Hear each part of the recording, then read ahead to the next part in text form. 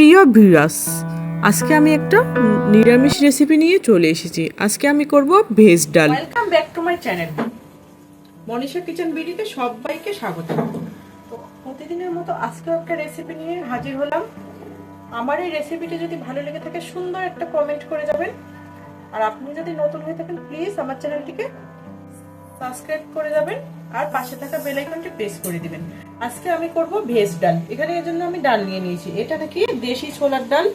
আপনাদের এলাকায় কার এলাকায় কি কি নামে এই ডালটা পরিচিত কমেন্ট করে জানাতে ভুলবে না। তো আমি দোকানদারের কাছে জিজ্ঞাসা করেছিলাম যে এটা কি ডাল, উনি বলেছে এটা দেশি ছোলার ডাল। তো এখানে আমি দেশি ছোলার ডাল নিয়ে নিয়েছি। আর নিয়েছি ফুলকপি, ক্যাপসিকাম, বিট, টমেটো, ঢেঁড়স আর ঝিঙ্গা। তো চলুন বন্ধুরা, ডালটাকে এবারে আমি ধুয়ে ভালো মতো সিদ্ধ করে নেব। ডালটা আমার সিদ্ধ করে নেওয়া হয়ে গেছে। এখানে একটা কড়াই বসিয়ে আমি দিয়ে দিব তেল। তেলটা গরম হয়ে আসলে আমি এর মধ্যে ফুলকপিগুলো দিয়ে দিব, সাথে বিটগুলোকেও দিয়ে দিব। ফুলকপি আর বিটটাকে আমি 2 মিনিটের মতো ভেজে নেব। আমার 2 মিনিট ভাজা হয়ে গেছে। এবারে ঢেঁড়স গুলোকেও দিয়ে দিব, ক্যাপসিকাম আর ঝিঙ্গেটাকেও দিয়ে দিব।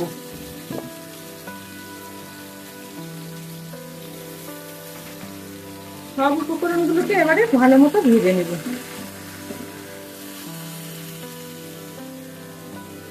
আমি কিন্তু এর পর্যায়ে লবণ হলুদটা অ্যাড করব না, আগে ডালটা দিব তারপর লবণ হলুদটা অ্যাড করে দিব।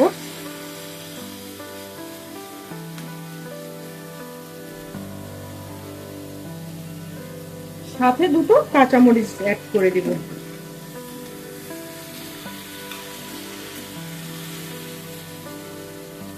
এবারে সব সবজিগুলোকে আমি ততক্ষণ পর্যন্ত ভাজবো যতক্ষণ না পর্যন্ত এদের কাঁচা গন্ধটা চলে যায়।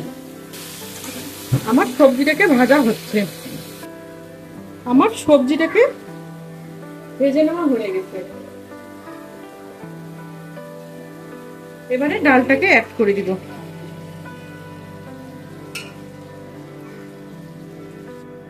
ডালটাকে দেওয়ার পর এভাবে নেড়ে দিব।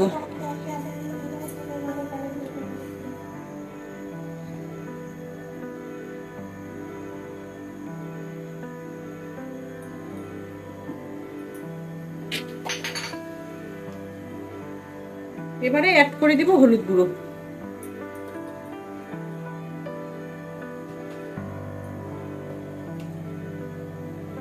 পরিমাণ মতো লবণ,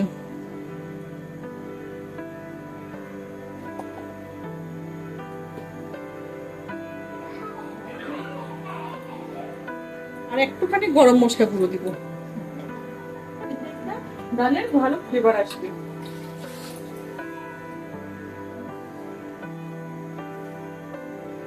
এবারে নেড়ে দিব।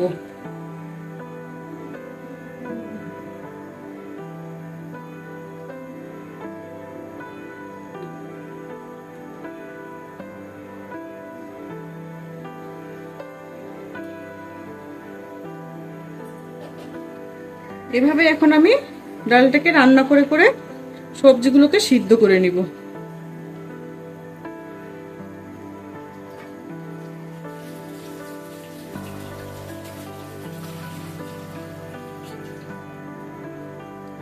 আর 1 কাপ জল অ্যাড করে দিব।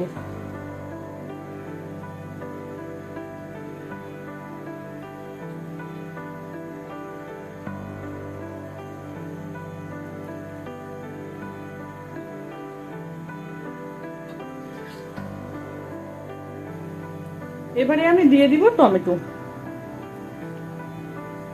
আর ততক্ষণে এদিকে আমি আরেকটা ফোড়ন রেডি করি। এখানে একটা কড়াই বসিয়ে নিয়েছি। কড়াইয়ে দিয়ে দিব তেল।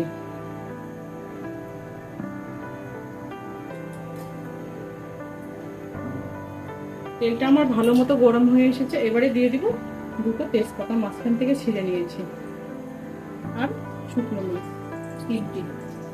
প্রিয় ভিউয়ার্স, আমার এই রেসিপিগুলো কেমন লাগে তা অবশ্যই কমেন্ট করে জানাবেন। একটা লাইক দিবেন। আপনাদের মূল্যবান মতামতটি কমেন্ট করে জানালে খুবই ভালো লাগে ভিডিও বানাতে। আর দিয়ে দিব আদা আর কাঁচামরিচ বাটা।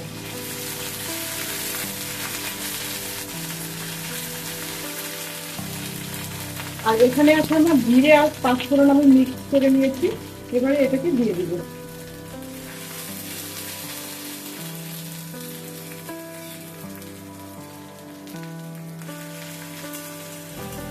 এই ফোড়নটাকে আমি ভালো মতো ভেজে নিব।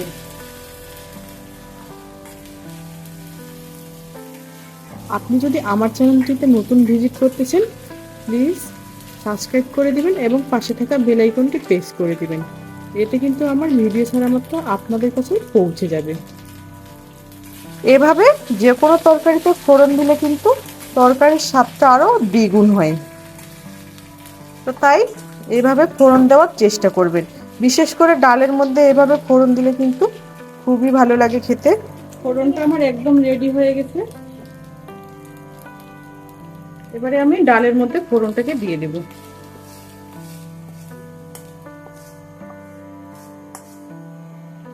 দিয়ে ভালোভাবে নাড়াচাড়া করিয়ে নিব। ফোড়নটা দেওয়ার পর আবারও আমি 3 থেকে 4 মিনিটের মতো রান্না করে নিব।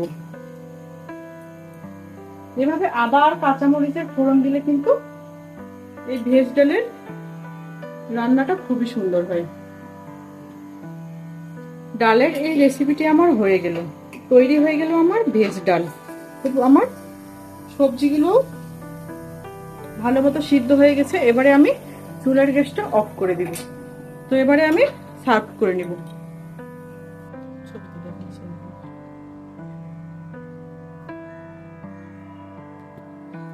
এবারে আমি পরিবেশন করে নেব।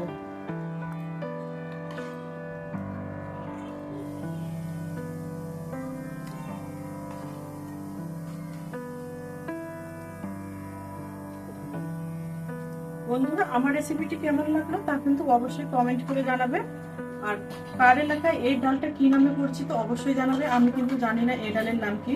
তো দোকানদার আমাকে বলেছিল যে এই ডালের নাম হচ্ছে দেশি ছোলা গুড়। আমার আজকের এই রান্নাটি এ পর্যন্তই। আজকে আমার তৈরি হয়ে গেল ভেজ ডাল। ভেজ ডাল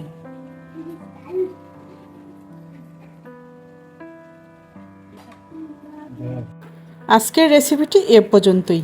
দেখা হবে অন্য কোনো রেসিপি নিয়ে। ততক্ষণে ভালো থাকবেন, সুস্থ থাকবেন। এতক্ষণ সঙ্গে থাকার জন্য অসংখ্য অসংখ্য ধন্যবাদ ও ভালোবাসা। Thank you for watching my video.